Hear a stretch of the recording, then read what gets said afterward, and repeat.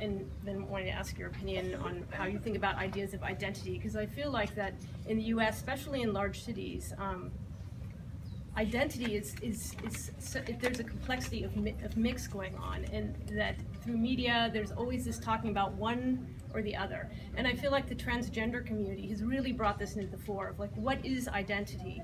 What does that mean? Does it mean it always seems to be in I mean, other countries might be have different ways of dealing with it, but one's skin color seems to be the thing where people really focus on as far as identity.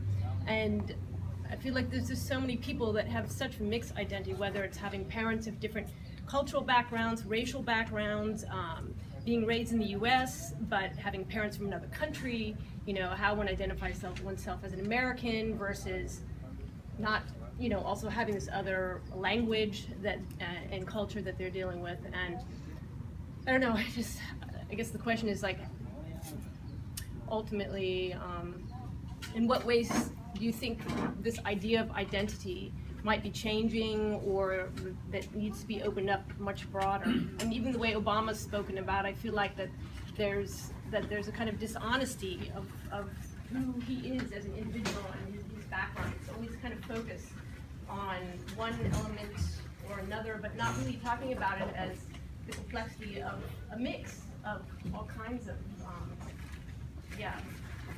upbringing, I guess. I think we have to give credit to evolution. And maybe the type of utopian society that we're looking at will happen in another few centuries. But I can guarantee you, if we all woke up tomorrow morning and we were blonde and blue-eyed, by 12 noon, we'd find one reason or another to discriminate.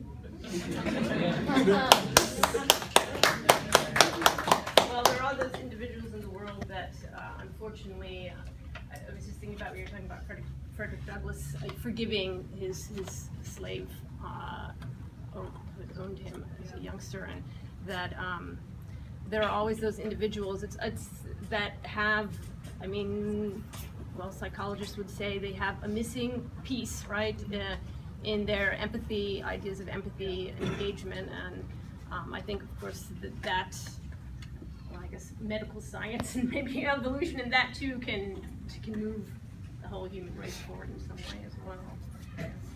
I think we're at such an interesting time in history where people are able to fully acknowledge sort of what their heritage might be or the complexity behind it. I'm biracial, and I had a family reunion in Germany, in Leipzig, Germany, and I met I met descendants who were German for the first time, and there were family members from all different continents, and my family spreads across 3 different continents. And so, one of the people who was there, and we all have the same name, Luterod, with a little alteration in Germany. Most of them are Luteroths. And so, one of my relatives stood up and he said, at the hotel, they were very confused, and one of the people at the hotel check-in counter, he was like, they're white, and then they're black, and they speak German and English, and like, what is this family? And he's like, it's the new wave, it's the new, like, and he said, we are that. And it was so curious to, it was such an interesting moment, for me to be there amongst relatives who see myself in the family tree and where we fit in,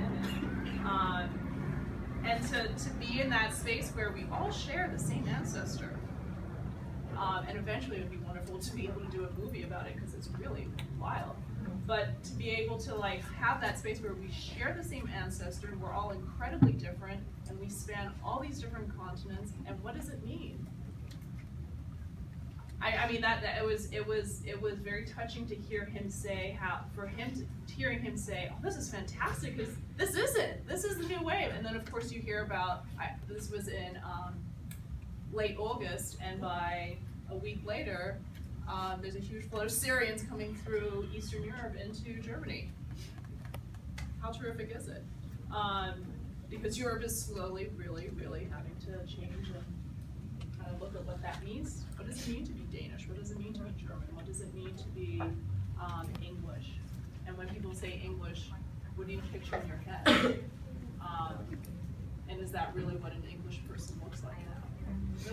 I think those are all part of the conversation that we can each carry forward. I don't know what the answer is. I just know that these are interesting places to see where our worlds intersect and connect. And certainly, one of the things that was missing when I was growing up, or sort of came in at the tail end of when I was growing up, was sort of people really acknowledging what it meant to be biracial, as opposed to just saying, I'm black, or I'm this, or I'm that. And I know at Brown University they started a mixed kids group, which I always thought, I was like, wow, that's interesting. But I think we all hold the space to be able to have these conversations.